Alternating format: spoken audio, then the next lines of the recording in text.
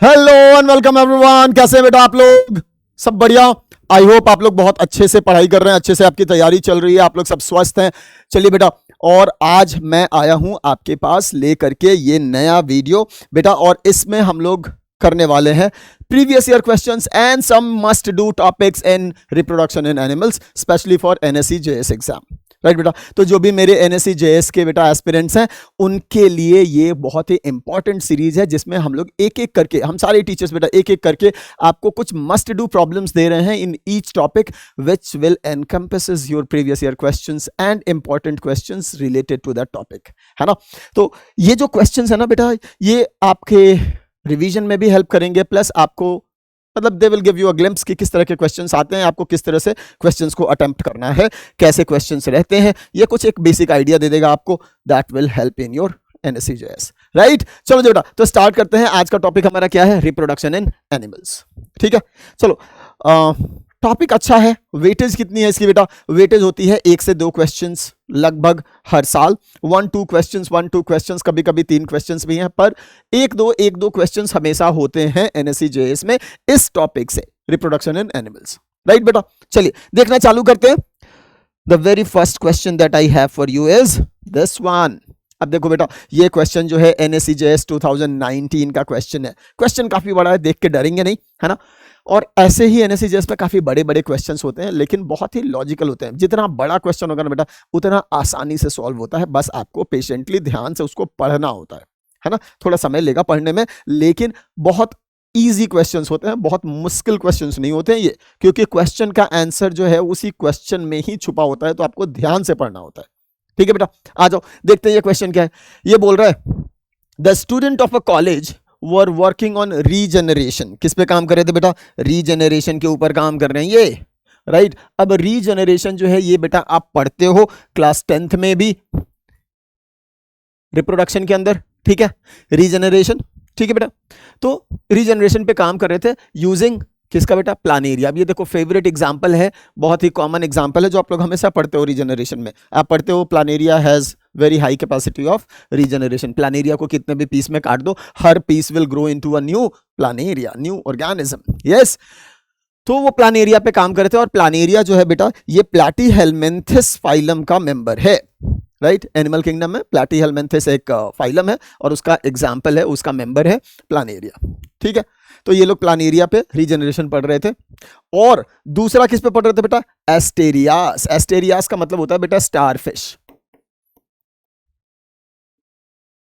Asterias का मतलब क्या है बेटा? स्टारफिश, जो किसका मेंबर है बेटा? Phylum Echinodermata.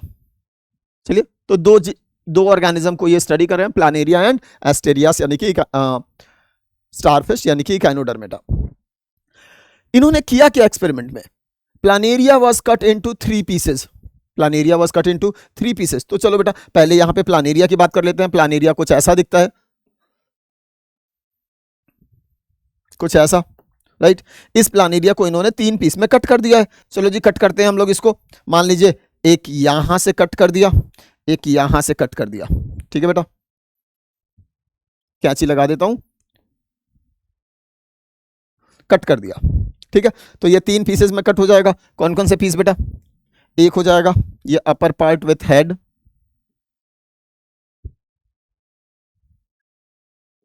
Right. Now this piece will again grow, क्योंकि प्लानेरिया में हाई पावर ऑफ रीजनरेशन होता है, तो ये ग्रो कर जाएगा एक नए प्लानेरिया में। जो दूसरा पीस होगा वो कौन सा होगा बेटा? मिडिल वाला पीस। जो मिडिल वाला पीस है ये अपना अपर और लोअर पार्ट को फिर रीग्रो कर लेगा, तो दूसरा प्लानेरिया बन जाएगा बेटा। राइट, थोड़ा बड़ा बन गया, छोटा बना देता हूं। ठीक है बेटा, चलिए, और तीसरा पीस कौन सा होगा? The lower part, the one with only the last part. ये क्या करेगा? ये अपने बाकी के पार्ट को रीजनरेट कर लेगा। बात समझ में आ रहा है? तो 3 पीस में कटेंगे, और तीनों जो है वो 3 नए प्लानेरिया को फॉर्म कर देंगे। राइट बेटा, जो व्हाइट से है वो ओरिजिनल ऑर्गेनिज्म का पार्ट है, और जो बाद का है वो क्या है? रीजनरेटेड पार्ट है। जो येलो से है वो रीजनरेटेड पार्ट है। बात समझ में आ रही बेटा? तो प्लानेरिया को 3 पार्ट में कट किया इन लोगों ने, ठीक है, ऐसे, जिसमें कि एक में हेड है, एक में टेल है और एक में मिडिल पीस है। सेम चीज कर दी मैंने बेटा। अब देखो एस्टेरियास के साथ इन्होंने क्या किया, एस्टेरियास यानी कि स्टारफिश विच बेयर्स 5 आर्म्स, है ना, स्टारफिश के 5 आर्म्स होते हैं ना। चलिए, was cut in such a वे। अब देखो सवाल यहीं पे है, सवाल मेनली एस्टेरियास पे है। एस्टेरियास देखो जरा सा, पहले तो मैं एस्टेरियास ड्रॉ कर देता हूं व्हाइट से, ये एस्टेरियास है।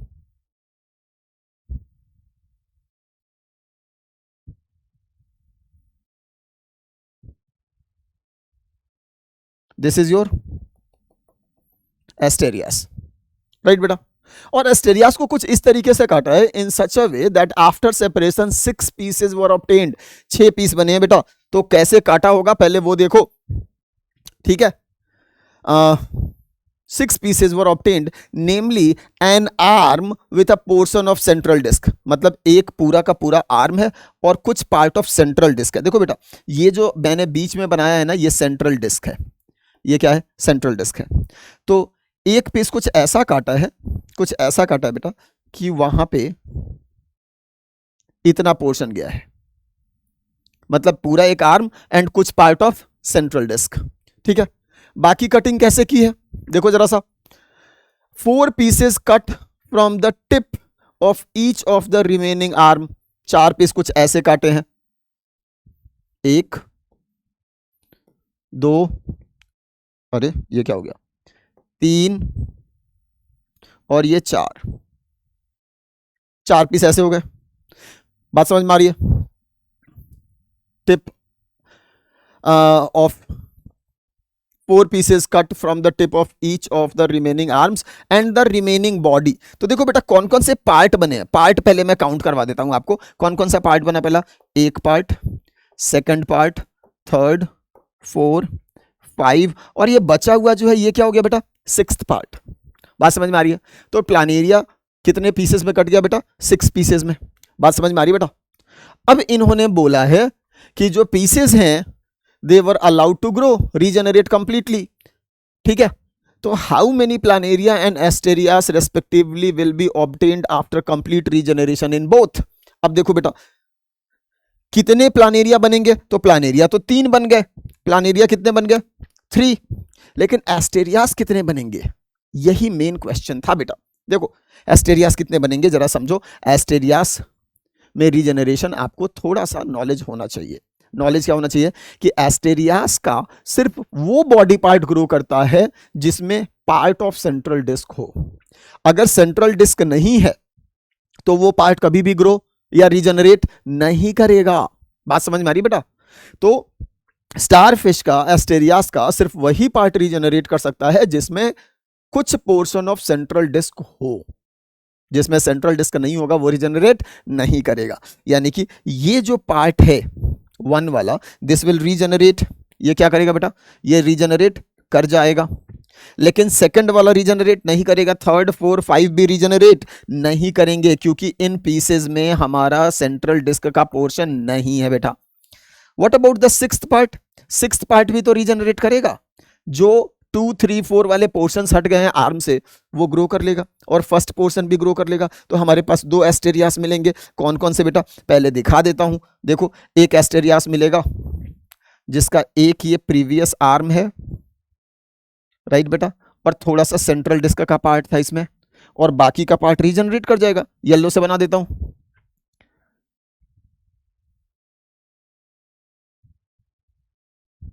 अरे ये क्या बन गया, ये तो कुछ और ही बना दिया मैंने।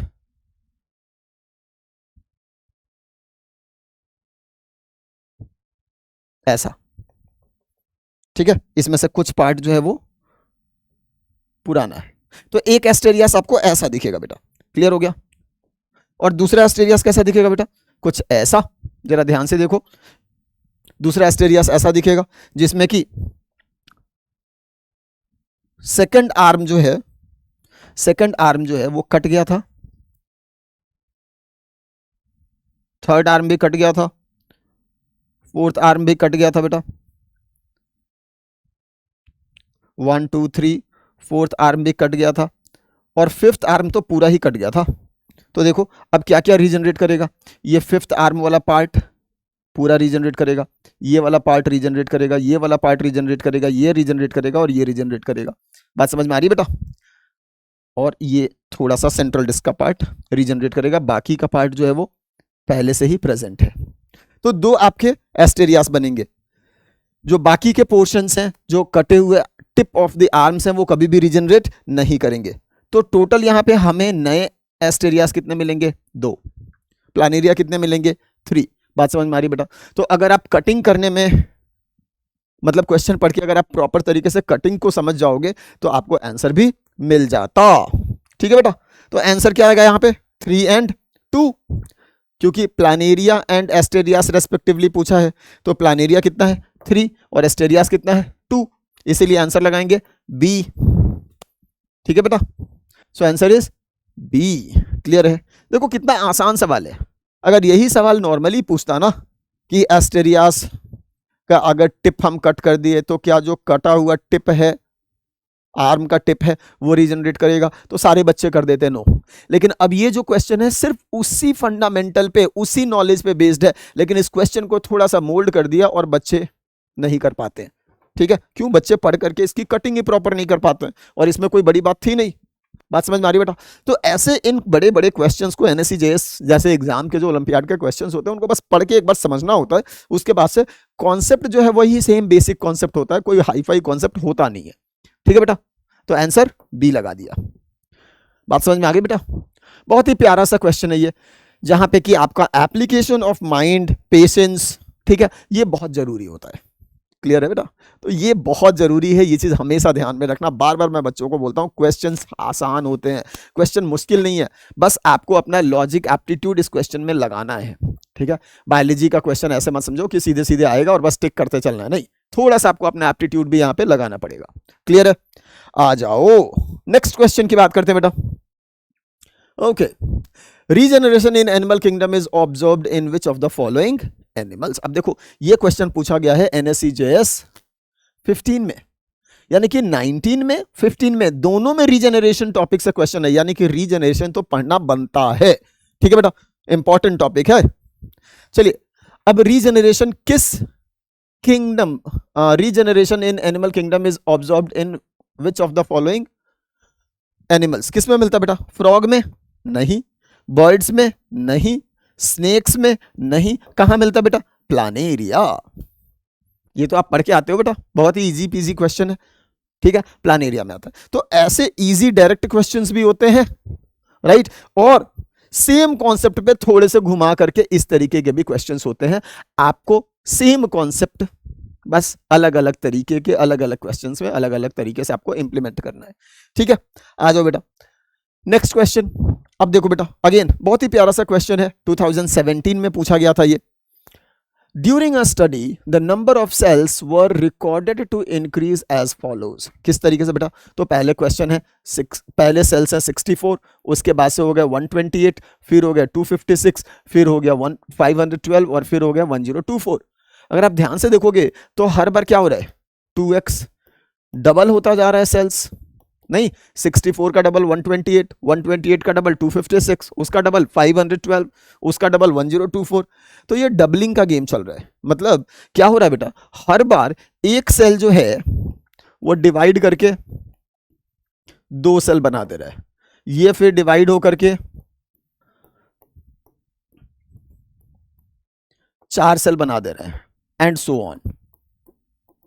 बात समझ में आ रही है? अब ये किस चीज को रिप्रेजेंट कर रहा है? ऑप्शंस देखो जरा सा। बर्डिंग को। बेटा बर्डिंग में ऐसा थोड़ी होता है, बर्डिंग में एक ऑर्गेनिज्म से एक बर्ड ग्रो कर रहा है जनरली, राइट? तो वहां पे डबल तो हो नहीं रहा है, चलिए तो बर्डिंग तो नहीं होगा।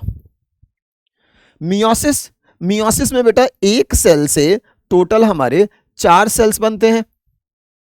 एक सेल से कितने सेल बनते हैं? 4 सेल। एक डिप्लॉइड सेल से 4 हैप्लॉइड सेल्स बनते हैं, तो मियोसिस भी नहीं होगा क्योंकि यहां पे तो सिर्फ डबल हो रहा है। बाइनरी फिजन, देखो नाम ही है बाइनरी फिजन। बाइनरी फिजन में एक जो आपका बैक्टीरिया है वो टूट जाता है इनटू 2 बैक्टीरिया। बात समझ में आ रही बेटा? 1 बैक्टीरिया ब्रेक्स इनटू 2 बैक्टीरिया, यानी कि यहां पे नंबर क्या हो रहा है? डबल। फ्रैगमेंटेशन, फ्रैगमेंटेशन में तो कितना भी हो सकता है, 2 फ्रैगमेंट, 3 फ्रैगमेंट, 4 फ्रैगमेंट, 10 फ्रैगमेंट, कुछ भी हो सकता है, इसीलिए फ्रैगमेंट भी नहीं होगा, फ्रैगमेंटेशन भी नहीं होगा। क्या होगा बेटा? The answer will be binary fission. देखो कितना आसान सा सवाल है, अगर आपने क्वेश्चन को आसानी धीरे से पढ़ा, मतलब आराम से पढ़ा, लॉजिकली थिंक किया, तो आंसर तो बहुत ही इजीली मिल जाएगा। And it's very very easy, बहुत ही इजी चीज है। Budding, meiosis, binary fission, fragmentation, ये सब आप पढ़ते हो बेटा 10th लेवल पे। यस, आ जाओ। देखो बेटा नेक्स्ट क्वेश्चन मैंने लिया है NSCJS 2012 के पेपर से, और इस क्वेश्चन में देखो है क्या, of the following the combination of processes related to sexual reproduction are. अब ये सवाल जो है ना बेटा, ये बड़ा प्यारा सवाल है, ये बड़ा प्यारा सवाल है, ये थोड़ा सा कंसेप्चुअल क्वेश्चन है। अगर आपके पास कॉन्सेप्ट है तब तो कर पाएंगे, नहीं तो मुश्किल होगा। क्या कॉन्सेप्ट है बेटा? कोई बड़ा कॉन्सेप्ट नहीं है, बड़ा इजी सा कॉन्सेप्ट है, जरा ध्यान से देखो। हम सब पढ़ते हैं बेटा कि सेक्सुअल रिप्रोडक्शन वो होता है जहां पे जेनेटिक वेरिएशन ज्यादा होता है, और एसेक्सुअल में जेनेटिक वेरिएशन नहीं होता है या बहुत कम होता है। बात समझ में आ रही है बेटा? यस। तो sexual reproduction is one in which there is genetic recombination, there is genetic variation. बात समझ में आ रहा है? सेक्सुअल रिप्रोडक्शन में क्या होता है? जेनेटिक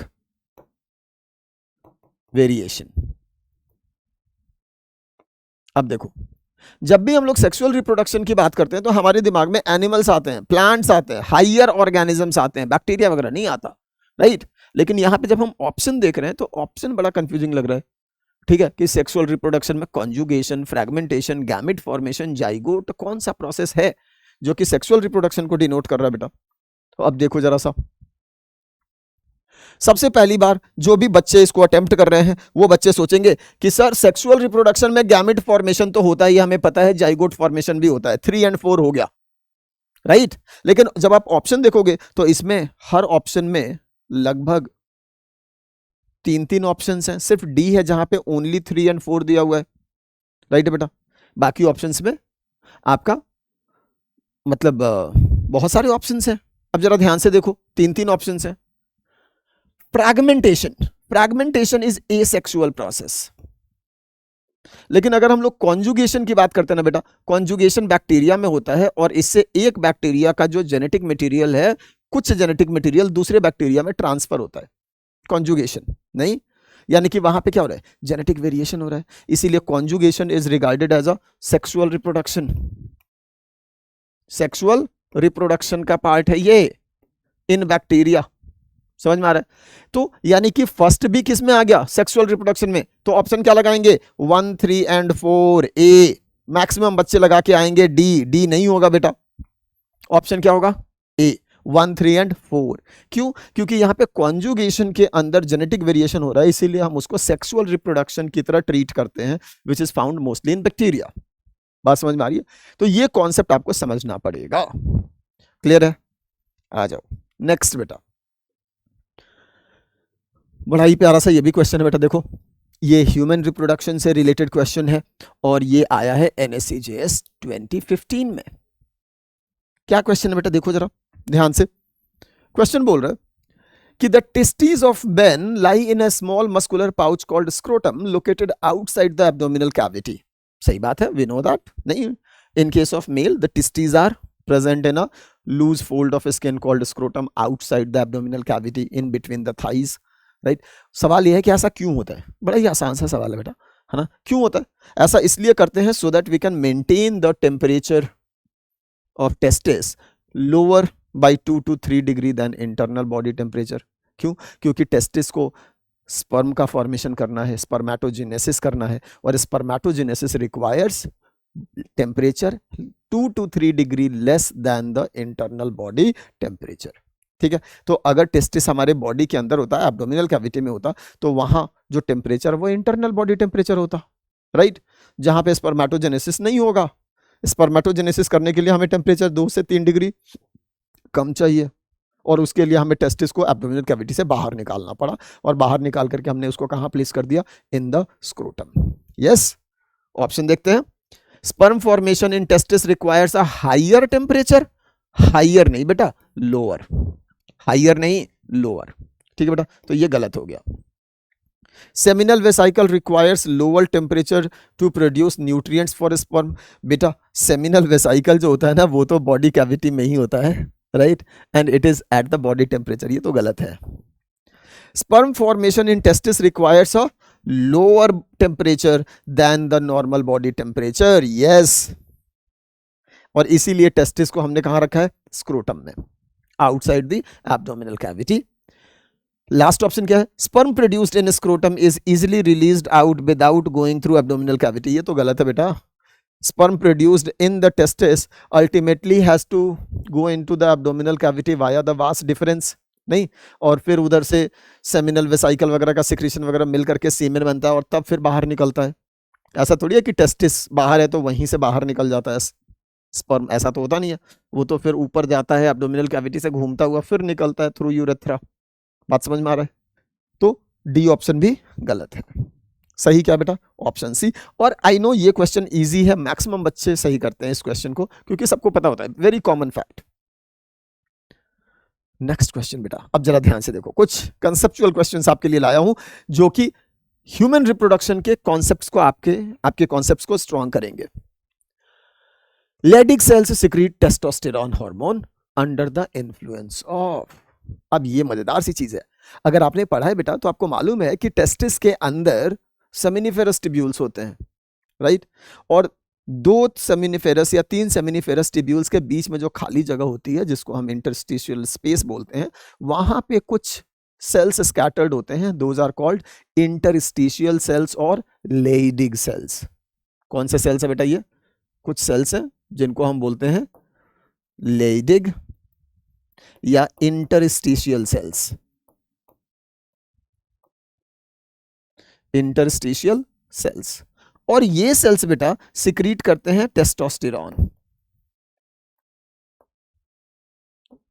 हार्मोन, यानी कि मेल सेक्स हार्मोन, राइट बेटा।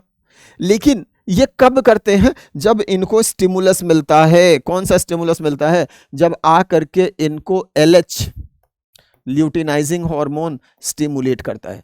इसीलिए LH का दूसरा नाम क्या है बेटा, ICSH, interstitial cell stimulating hormone. तो या तो आप इस हार्मोन को LH बोलो या आप ICSH बोलो। इन केस ऑफ मेल हम इसको ICSH बोल देते हैं और फीमेल के केस में सिर्फ हम इसको LH बोलते हैं, राइट।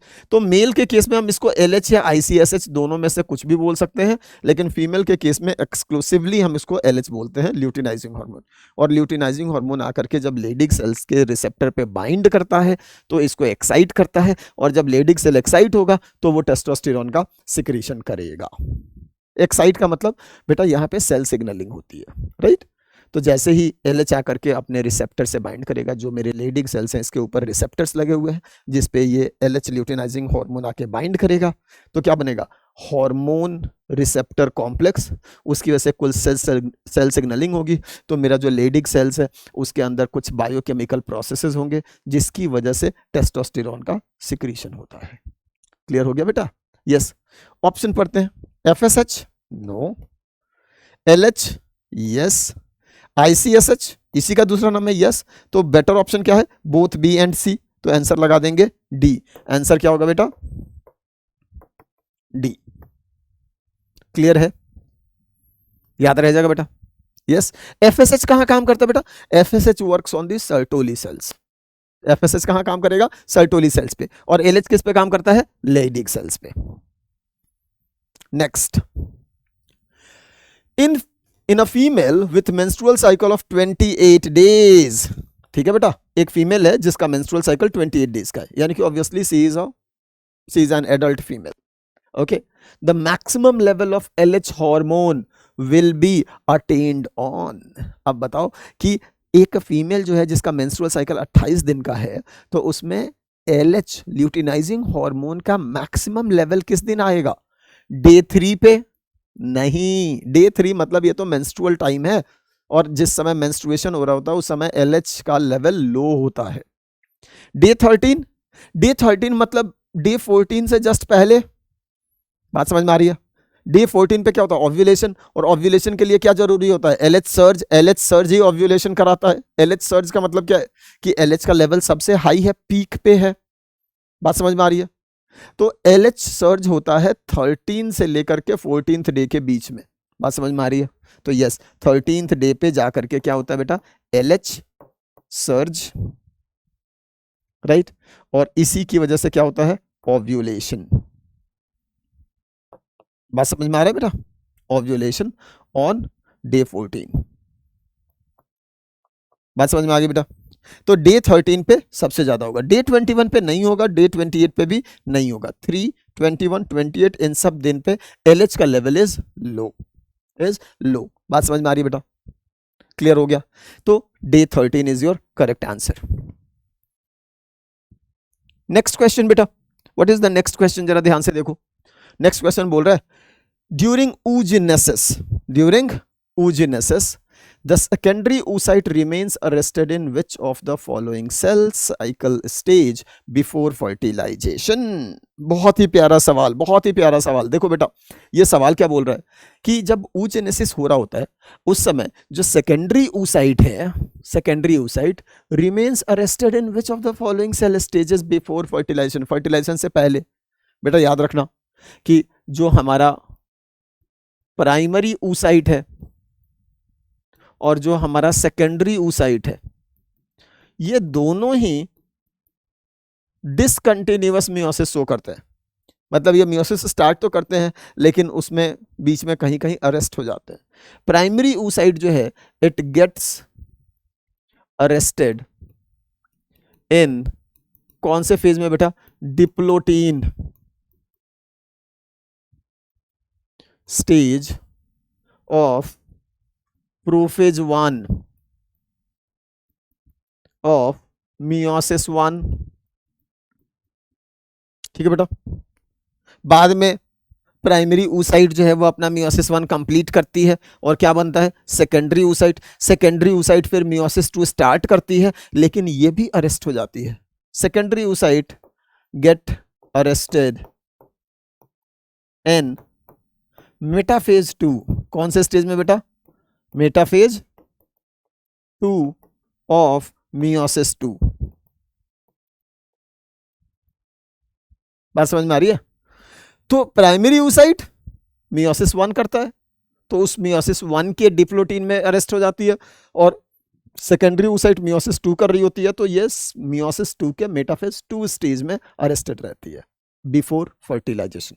जब फर्टिलाइजेशन होगा तभी अपना मियोसिस 2 कंप्लीट करेगी। क्यों? क्योंकि जो फर्टिलाइजिंग स्पर्म है it will provide certain factors and centriole which will induce the anaphase, यानी कि मेटाफेज से अगला स्टेज एनाफेज 2 फिर इंड्यूस होगा। एनाफेज प्रोमोटिंग कॉम्प्लेक्स यहाँ पे आता है और उसके बाद से सेकेंडरी oocyte अपना एनाफेज 2 फिर टीलोफेज 2 ये सब कंप्लीट करते हुए अपना मियोसिस 2 कंप्लीट करती है। ठीक है, तो अब देखो इस क्वेश्चन का आंसर क्या हो जाएगा, इसका मतलब आंसर हो जाएगा मेटाफेज 2, क्योंकि क्वेश्चन किसके बारे में है, सेकेंडरी oocyte के बारे में। अगर यही क्वेश्चन होता प्राइमरी oocyte के बारे में तो आंसर क्या होता, डिप्लोटीन। क्लियर है बेटा? Next question, what is this question बेटा, ईस्ट्रोजेंस आर सिक्रीटेड बाय। ईस्ट्रोजेंस होते क्या बेटा, ईस्ट्रोजेंस आर फीमेल सेक्स हार्मोन और ये ईस्ट्रोजेन जो है ये दो जगह से सिक्रीट होते हैं। ईस्ट्रोजेंस जो होता है ना बेटा ये दो जगह से सिक्रीट होता है। एक होता है एड्रिनल कॉर्टेक्स, एड्रिनल कॉर्टेक्स का जोना रेटिकुलरिस, और दूसरा होता है बेटा by the granulosa cells of ovarian follicles present in, कहां पे प्रेजेंट होता है बेटा, प्रेजेंट इन ओवेरियन कॉर्टेक्स। कहां पे बेटा, ओवेरियन कॉर्टेक्स। बात समझ में आ रही है बेटा? तो अब देखो, अब ऑप्शन पे डिपेंड करेगा कि ईस्ट्रोजन कहां से रिलीज हो रहा है। ऑप्शन देखेंगे बेटा, ऑप्शन क्या है, सेकेंडरी oocyte नहीं, सेकेंडरी oocyte नहीं करता है। पोलर बॉडी नहीं करता है। ग्रैनुलोसा सेल्स यस करता है। प्राइमरी oocyte भी नहीं करता है। कौन करता है बेटा? It is granulosa cells of the ovarian follicles present in the ovarian cortex. यानी कि ईस्ट्रोजन दो जगह से सिक्रीट हो रहा है, एक ओवरी से और दूसरा एड्रिनल कॉर्टेक्स से, एड्रिनल ग्लैंड से। क्लियर है बेटा? यस, तो आंसर लगाएंगे C. Next question previous year question है बेटा, NSEJS 2013 का क्वेश्चन है ये। देखो जरा क्वेश्चन क्या है, बहुत ही प्यारा सा क्वेश्चन है ये भी। इन pregnant women fetus physical functions like nourishment, respiration and excretion are taken up by। बात समझ में आ रही है बेटा? फीटस हम बोलते हैं जब बच्चा अपनी माँ के पेट के अंदर होता है, तो हम उसको क्या बोलते हैं? फीटस। ओके, तो जो फीटस है उसके जो भी फिजियोलॉजिकल फंक्शंस हैं, जैसे नरिशमेंट का, रेस्पिरेशन का, एक्सक्रीशन का, ये सब किसके थ्रू होता है बेटा? कौन करता है ये सब? ये सब होता है थ्रू प्लासेंटा। कौन करता है बेटा? प्लासेंटा। क्योंकि प्लासेंटा के थ्रू मदर के ब्लड में से उसको ग्लूकोज वगैरह न्यूट्रिएंट्स मिलते हैं, राइट। रेस्पिरेशन यानी कि O2 लेना और CO2 निकालना। जो फीटस है वो मदर के ब्लड से ऑक्सीजन ले रहा है और मदर के ब्लड में अपना CO2 डिलीवर कर रहा है। बात समझ में आ रही है? या एक्सक्रीट निकाल रहा है, एक्सक्रीट कर रहा है। तो बेटा रेस्पिरेशन भी किसके थ्रू हो रहा है? प्लासेंटा के थ्रू ही हो रहा है, क्योंकि ये सारा एक्सचेंज प्लासेंटा के थ्रू होता है। एक्सक्रीशन, जो भी यूरिया वगैरह बन रहा है यहाँ पे फीटस के अंदर, वो भी ब्लड से होता हुआ वो कहाँ निकाल देगा? Into the maternal blood via the placenta. यानी कि ये सारा फिजियोलॉजिकल फंक्शन किसके थ्रू हो रहा है बेटा? Through the placenta. Stomach of the mother नहीं।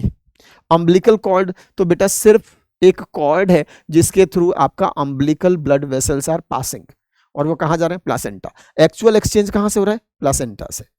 ठीक है बेटा, एक्चुअल एक्सचेंज कहाँ से हो रहा है? प्लासेंटा से। इसीलिए आंसर क्या लगाएंगे? Placenta, not uterus. क्लियर हो गया बेटा? तो देखो कितना इजी सा क्वेश्चन है ना? इजी सा क्वेश्चन है बेटा। किससे होता है? प्लासेंटा से। 2013 का क्वेश्चन था, बहुत ही प्यारा क्वेश्चन है। नेक्स्ट क्वेश्चन देखो बेटा, नेक्स्ट क्वेश्चन क्या है हमारा? Major organs of the human embryo are formed by the end of. Now this question is from gestational development, है ना? कि माँ के पेट में जब बच्चा पल रहा है तो उसका डेवलपमेंट किस तरह से हो रहा है, किस महीने में क्या क्या डेवलपमेंट हो रहा है, ये जो पूरा डेवलपमेंट है इसको हम बोलते हैं गेस्टेशनल डेवलपमेंट। ओके, और ये डेवलपमेंट कब कहाँ कितना हो गया है इसका कुछ डेटा होता है, राइट। उसी डेटा पे ये बेस्ड क्वेश्चन है। हम लोग बोलते हैं कि जो फर्स्ट मंथ होता है उसके एंड तक आते आते जो बच्चा होता है उसका हार्ट पूरी तरह से बन गया होता है और हार्ट बीटिंग करना भी चालू कर देता है। हम उसके हार्ट के साउंड को सुन सकते हैं। बात समझ में आ रही है? ऐसे ही by the end of third month जो भी मेजर ऑर्गन्स होते हैं बच्चे के वो सब बन चुके होते हैं। Bye the end of third month, right बेटा, जितने भी आपके मेजर ऑर्गन्स हैं वो सब बन चुके होते हैं। ठीक है, सो आंसर क्या होगा भाई? Third month. मेजर ऑर्गेनोजेनेसिस जो होता है वो थर्ड मंथ तक आकर के कंप्लीट हो चुका होता है। देखो बेटा एक चीज याद रखना, जब भी हम लोग बात करते हैं ना बच्चे के डेवलपमेंट की, तो ये जो डेवलपमेंट है ये पूरा डेवलपमेंट 9 महीने में होता है बेटा। कितने महीने में होता है? 9 मंथ्स। इसको मैं ऐसे एक लाइन से दिखा देता हूं। ये जो 9 महीने का पीरियड है ना, इसको हम लोग 3 पार्ट में डिवाइड कर देते हैं, राइट। ये क्या हो गया बेटा? This is called first trimester, पहले के 3 महीने। उसके बाद क्या हो गया? सेकेंड ट्राइमेस्टर, दूसरे 3 महीने, यानी कि 6 महीने हो गए। और ये क्या हो गया बेटा? Third trimester, this is 9th month, this is 6th month, 7, 8, 9, 7, 8, this is 9 month complete हो गया। ठीक है बेटा, ये क्या होता है?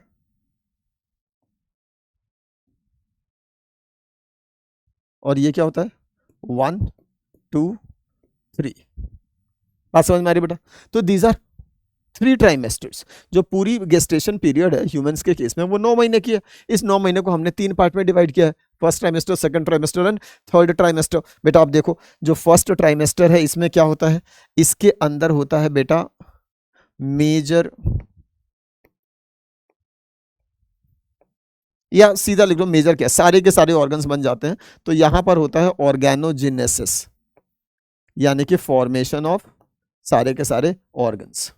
तो आप बोलोगे जब सारे ऑर्गन बन गए तो नेक्स्ट या सेकेंड ट्राइमेस्टर में क्या होगा, यहां पर होता है बेटा मैचुरेशन ऑफ ऑर्गन्स।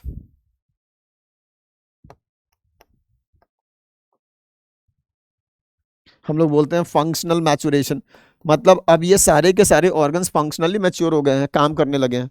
तो आप बोलोगे जब फंक्शनली मैच्योर हो गए तो अब क्या होगा, अब ये होगा बेटा थर्ड ट्राइमेस्टर। इसमें क्या होता है, growth of foetus and weight gain. बात समझ में आ रही बेटा, यहां पे क्या होता है वेट गेन। अब देखो पहले 3 महीने में ऑर्गन्स बन गए हैं और दूसरे 3 महीने खत्म होते होते सारे ऑर्गन्स फंक्शनल हो गए हैं। इसीलिए अगर 6 महीने के बाद यहां पे अगर चाइल्ड बर्थ हो गया, जिसको हम बोलते हैं प्री मैच्योर, क्या बोलते हैं प्री मैच्योर चाइल्ड बर्थ, तो इस केस में the child will survive, child survives, क्योंकि उसके सारे ऑर्गन्स तो काम करने लगे हैं तो वो सर्वाइव कर जाते हैं। इन्हीं को हम बोलते हैं प्री मैच्योर डिलीवरीज या प्री मैच्योर चाइल्ड बर्थ या प्री मैच्योर बेबीज। ठीक है बेटा, 7वें 8वें महीने किसी में भी बच्चा हो, ये सब क्या होंगे प्री मैच्योर, राइट। यहां से लेकर के, ठीक है बेटा, इसीलिए 6th से लेकर के बेटा एट द एंड ऑफ 6 से लेकर के यहां तक जितने भी होंगे इन सबको हम क्या बोलेंगे प्री मैच्योर।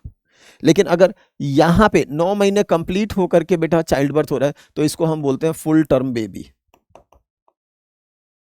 क्योंकि ये बच्चा अपने पूरे 9 महीने कंप्लीट करके बाहर आया है, यानी कि पूरी तरह से हेल्दी फुल्ली डेवलप्ड बच्चा है।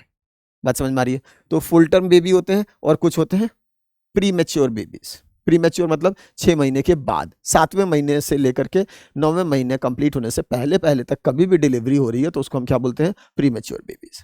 क्लियर हो गया, बात समझ में आ गई बेटा। चलिए नेक्स्ट क्वेश्चन नंबर 12 क्या है बेटा, ये देखो जरा सा, ये बोल रहा है कि चाइल्ड बर्थ अच्छी बात है, लेकिन ये चाइल्ड बर्थ कब होगा, किस दिन होगा, ये इसका सिग्नल ये कैसे पता चलता है, इसका सिग्नल जो होता है चाइल्ड बर्थ का ये कहां से आता है, right. The signal for child birth और पार्चुरेशन कम्स फ्रॉम। तो देखो बेटा ये जो सिग्नल है ना चाइल्ड बर्थ के लिए, जो सिग्नल है वो दोनों ही मिल करके देते हैं, एक आपका फुल्ली डेवलप्ड फीटस और दूसरा प्लासेंटा। फुल्ली डेवलप्ड फीटस भी देगा और प्लासेंटा भी देगा, यूट्रस ये सिग्नल नहीं देता है। इसीलिए आंसर क्या लगाएंगे बेटा D, option D, both A and B.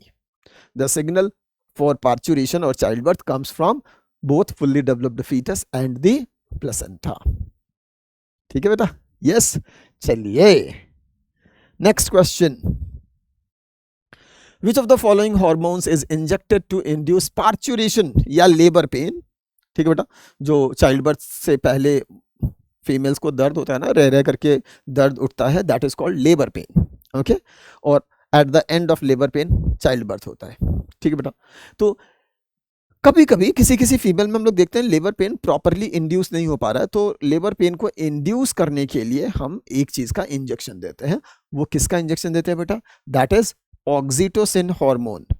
लेकिन वो ऑक्सीटोसिन हार्मोन बेटा हम सिंथेटिकली बनाते हैं, और जो सिंथेटिक ऑक्सीटोसिन होता है उसको हम बोलते हैं पीटोसिन। क्या बोलते हैं बेटा पीटोसिन। तो पीटोसिन है क्या, इट इज सिंथेटिक ऑक्सीटोसिन। ठीक है बेटा, और इसी का इंजेक्शन हम देते हैं।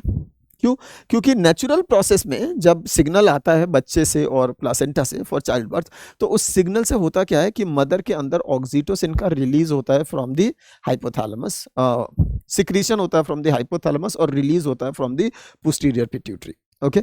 और ये ऑक्सीटोसिन जाकर के यूटेराइन वॉल के जो मसल्स हैं उन पे बाइंड करता है और उनको कॉन्ट्रैक्ट कराता है, जिसकी वजह से चाइल्ड बर्थ होता है, बच्चे के ऊपर प्रेशर लगता है और बच्चा बाहर निकल जाता है थ्रू द बर्थ कनाल।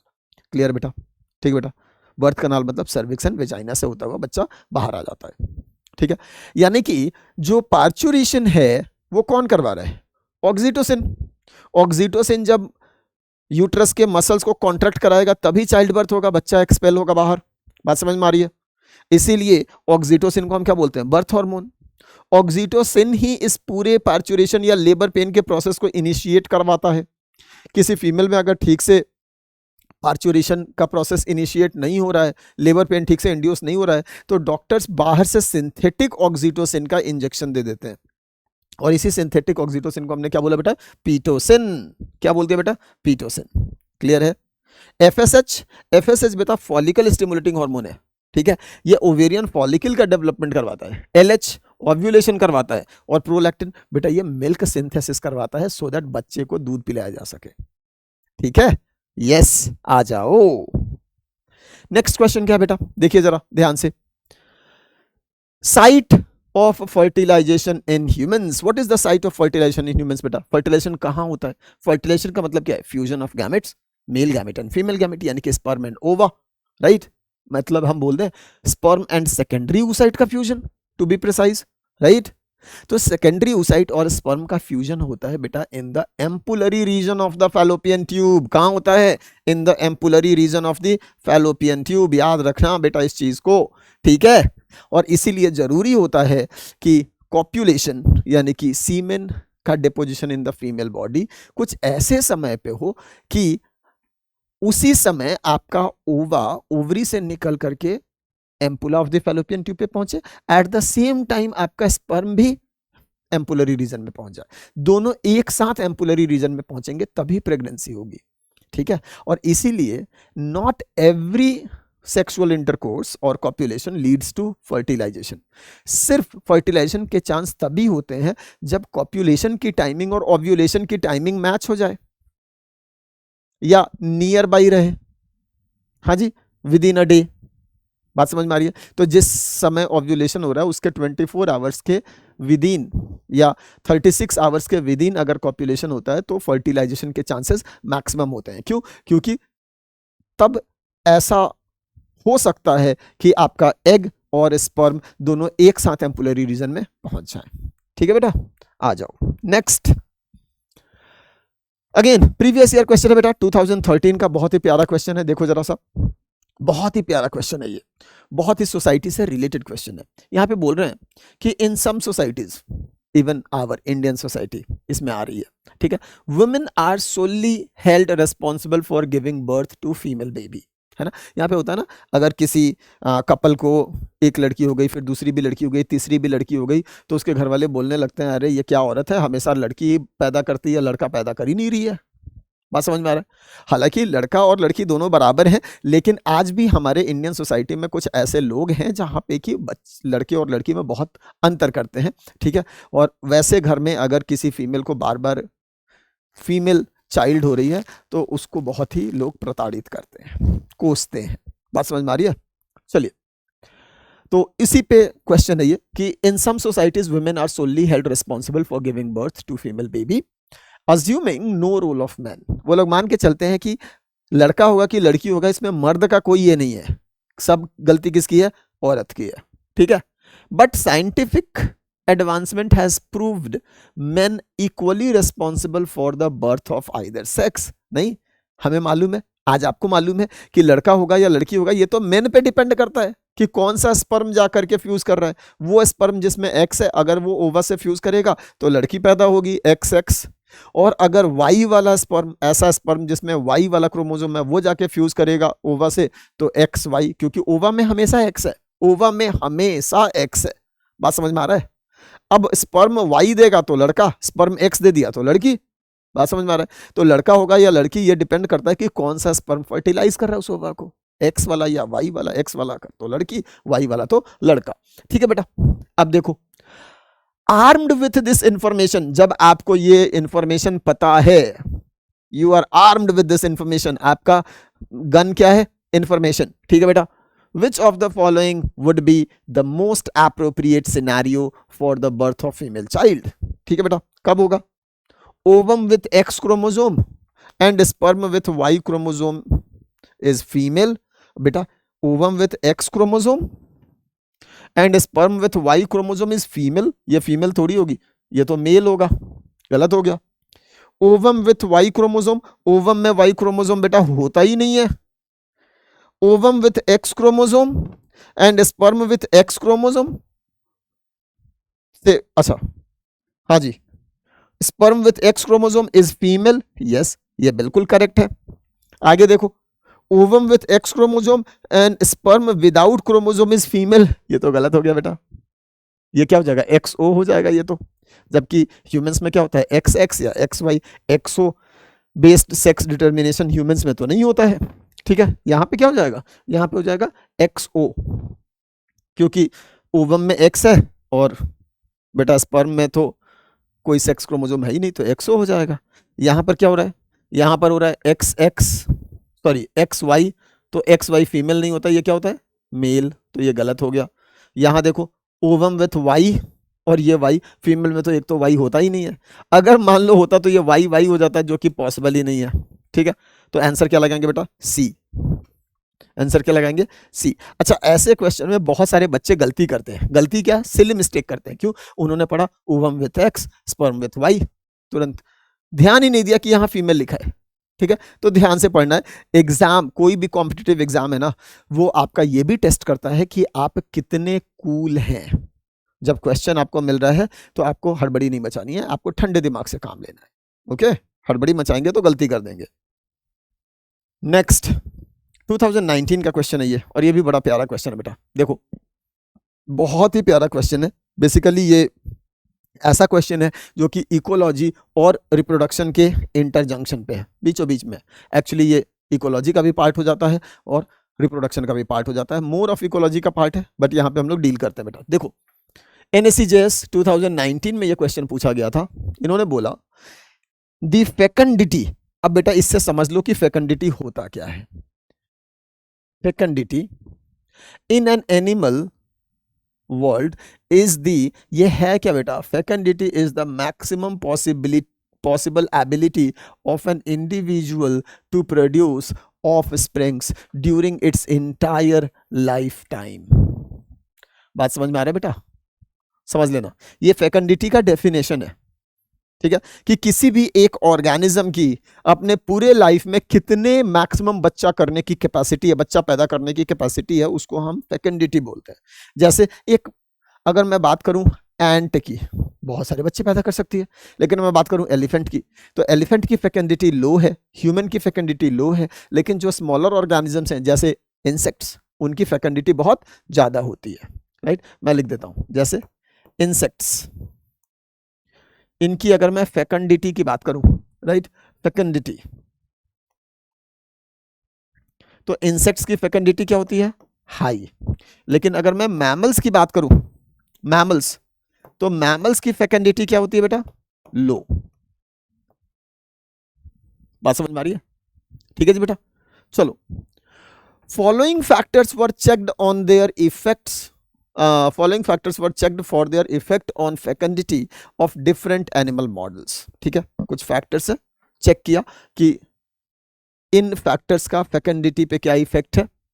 ठीक है, अब देखो, सबसे पहले availability of food during breeding season, दूसरा क्या लिया, मोड ऑफ फर्टिलाइजेशन, और तीसरा क्या लिया, पॉपुलेशन डेंसिटी। राइट बेटा, याद रखना बेटा, फेकंडिटी जो है वो मेनली किस पे डिपेंड कर रहा है, मोड ऑफ फर्टिलाइजेशन पे। जैसे वो सारे ऑर्गेनिजम्स जो अंडे देते हैं, उनमें हम देखते हैं कि फेकंडिटी इज हाई। राइट, या जिनकी लाइफ साइकिल छोटी है, जिनमें लार्वल स्टेजेस वगैरह बनते हैं, वो एक बार में बहुत सारे अंडे प्रोड्यूस करते हैं और बहुत सारे बच्चे पैदा करते हैं, उनमें हाई फेकंडिटी होती है। राइट, जैसे अभी मैंने इंसेक्ट्स की बात की, इंसेक्ट्स अंडे देते हैं। राइट, एक बार में एक फीमेल इंसेक्ट हजारों हजार अंडे दे देती है, तो उससे 1000 बच्चे निकल गए। बात समझ में आ रहा है, और ऐसे वो पूरे लाइफ टाइम करेगी, तो सोचो एक फीमेल अपने लाइफ टाइम में कितने सारे बच्चे पैदा कर रही है। बात समझ में आ रही है, तो ये मोड ऑफ रिप्रोडक्शन पे depend, sorry mode of fertilization पे भी डिपेंड कर रहा है। ठीक है, स्पेशली जो आपके एक्सटर्नल फर्टिलाइजेशन करते हैं, उनमें आपका फेकंडिटी हाई होता है। मोड ऑफ फर्टिलाइजेशन पे भी डिपेंड करता है, जो ऑर्गेनिज्म एसेक्सुअली रिप्रोड्यूस कर रहे हैं, उनकी भी फेकंडिटी हाई होती है। राइट, मोड ऑफ फर्टिलाइजेशन पे भी डिपेंड कर रहा है, साथ में पॉपुलेशन डेंसिटी पे भी ये डिपेंड करता है। Available food during breeding season पे ये इतना डिपेंड नहीं करता। ठीक है बेटा, ठीक है बेटा, तो ये मेनली किस पे डिपेंड करता है, it depends on mode of fertilization and population density. ठीक है बेटा, mode of fertilization and population density पे डिपेंड करता है। कौन सा? फेकंडिटी। अगर पॉपुलेशन डेंसिटी ज्यादा है तो फेकंडिटी कम हो जाती है। ठीक है, और अगर मोड ऑफ फर्टिलाइजेशन की बात करें तो जितना ही आपका एक्सटर्नल फर्टिलाइजेशन है वहां पे फेकंडिटी ज्यादा है। ठीक है बेटा, क्योंकि उस केस में ज्यादा गैमेट्स बनते हैं, फेकंडिटी हाई होती है। क्लियर है? तो आंसर क्या लगाएंगे? B, 2 and 3। नेक्स्ट क्वेश्चन बेटा, अगेन 2013 में पूछा गया क्वेश्चन है ये। 2013 में क्वेश्चन ये पूछा गया है। देखो क्वेश्चन बोल रहे हैं इन प्रेग्नेंट वुमेन फीटस। ओ ये तो हो चुका है बेटा, ये क्वेश्चन हो चुका है, रिपीट हो गया है। देखो जरा सा, next question number 18 and this is also a previous question, 2012 में आया है क्वेश्चन, और ये भी बहुत प्यारा क्वेश्चन है, एक अलग कॉन्सेप्ट आपको सिखाएगा बेटा ये क्वेश्चन। ध्यान देना अब यहाँ पे इन्होंने बोला नियोटेनी। क्या बोला बेटा? नियोटेनी। नियोटेनी क्या होता है बेटा? Larva becoming large and developing into adult. समझो, अगर लार्वा में एडल्ट जैसी फंक्शंस आ जाए, मतलब वो रिप्रोड्यूस कर सके, तो इस फेनोमेना को बोलते हैं नियोटेनी। समझ में आ रहा है? जनरली जब आप एनिमल का लाइफ साइकिल देखेंगे तो उसमें क्या होता है बेटा? लार्वा बनता है, राइट, और लार्वा के बाद हो सकता है प्यूपा बने या ना बने। ठीक है, और फिर वो एडल्ट में कन्वर्ट हो जाता है। एडल्ट जो है वो रिप्रोडक्शन शो करता है। लार्वा या प्यूपा या निम्फ जो होते हैं ये सब बेटा बिफोर एडल्ट वाले स्टेज होते हैं, और इनमें रिप्रोडक्शन की कैपेसिटी नहीं होती है, इनमें सिर्फ वेजिटेटिव ग्रोथ होती है। ठीक है, जैसे हम अपनी लाइफ की भी बात करें तो प्यूबर्टी से पहले जो ह्यूमंस होते हैं वो रिप्रोड्यूस नहीं कर सकते हैं, वो उनकी सोमैटिक ग्रोथ होती है उस समय, राइट। प्यूबर्टी के बाद उनमें रिप्रोडक्शन की कैपेसिटी आती है जब वो एडल्ट हो जाते हैं। बात समझ में आ रहा है? इसी तरीके से जो आपके एनिमल्स हैं, लोअर एनिमल्स हैं, उनमें भी होता है। जो लार्वा, प्यूपा या निम्फ होते हैं उनमें रिप्रोडक्शन की कैपेसिटी नहीं होती है, रिप्रोडक्शन सिर्फ एडल्ट कर पाते हैं। ठीक है, लेकिन कभी कभी हम देखते हैं कि जो लार्वल फॉर्म्स हैं उनमें भी रिप्रोडक्शन की कैपेसिटी आ जाती है, and that phenomena is called neoteny. उसको हम क्या बोलते हैं? नियोटेनी। तो देखो ये जो क्वेश्चन है ये आपको पढ़ा भी रहा है, सिखा भी रहा है। देखो यानी कि नियोटेनी क्या है? Larva becoming large and developing into adult retaining larval features, इसको लार्वल फीचर्स। ठीक है बेटा, इसमें retaining larval feature is called neoteny. Adult हो गया है, एडल्ट हो गया है मतलब कैन रिप्रोड्यूस, कैन रिप्रोड्यूस। समझ में आ रहा है? तो ऐसे लार्वल फॉर्म्स जो बड़े हो गए हैं, ओके, एडल्ट की तरह वो रिप्रोड्यूस कर सकते हैं, at the same time they have certain larval features, still they have certain larval features. ठीक है, तो ना ही तो ये पूरी तरह से एडल्ट में भी कन्वर्ट हुआ है, बस लार्वा बड़ा हो गया है और रिप्रोड्यूस करने लगा है, तो ऐसे को हम क्या बोलते हैं? नियोटेनी। ठीक है, अभी भी उसमें लार्वल कैरेक्टर्स बचे हुए हैं, पूरी तरह से एडल्ट में कन्वर्ट हुआ नहीं है। ठीक है, is common in amphibians since they are adapted to survive. क्यों बेटा? कैसे? Because they are adapted to survive in fresh water bodies where temperature and और आयोडीन कंटेंट इज लेस। अब देखो बेटा होता क्या है, अगर हम बात करते हैं ना एम्फीबियंस की, तो एम्फीबियंस के जो लार्वा होते हैं, लार्वा, इनमें होता है बेटा मेटामॉर्फोसिस, और ये फिर ये कंप्लीटली कन्वर्ट होते हैं adult, and this adult can reproduce. याद रखना, मेटामॉर्फोसिस के लिए इनको क्या चाहिए? High temperature and iodine. क्या चाहिए बेटा? Iodine, iodine I2। क्यों? क्योंकि बेटा जो I2 है इससे ये थायरोक्सिन हार्मोन बनाएंगे। क्या बनाएंगे बेटा? थायरोक्सिन हार्मोन, और thyroxine hormone is required for Metamorphosis. अगर थायरोक्सिन नहीं है तो मेटामॉर्फोसिस भी नहीं होगा। बात समझ में आ रही है?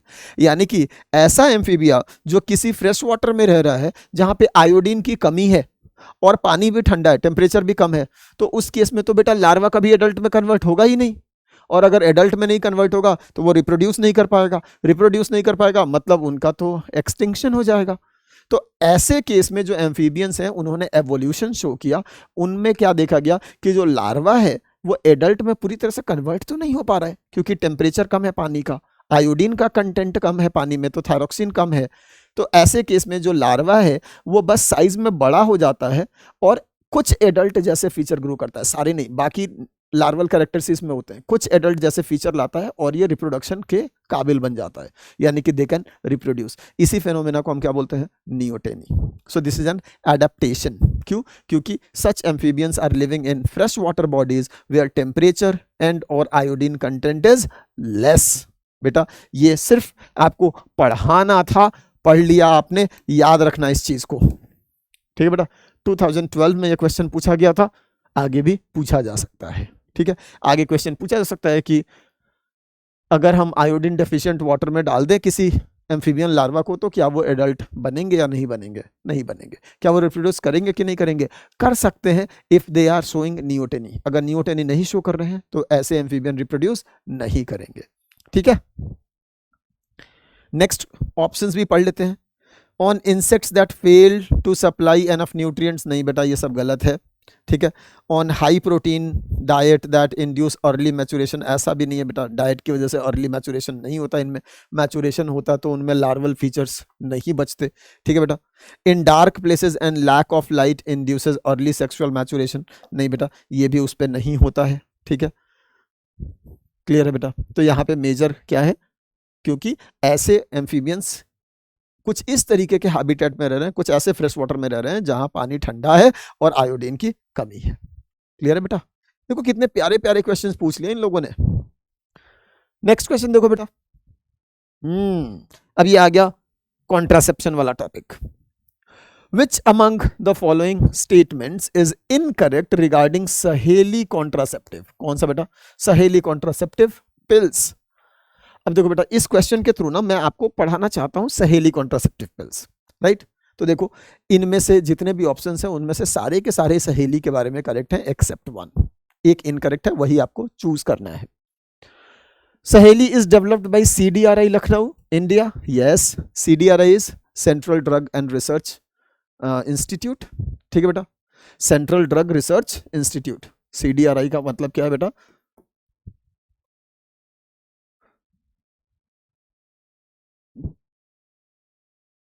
सेंट्रल